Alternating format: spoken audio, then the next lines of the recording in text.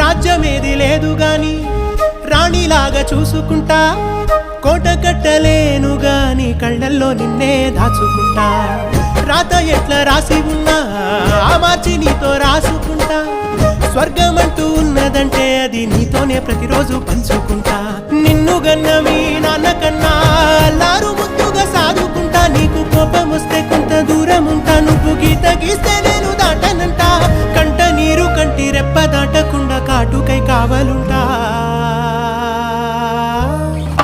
రాంబాయి నీ మీద నాకు మనసాయనే, ఏనాడు నిన్ను వీడిపోని నీడైతనే.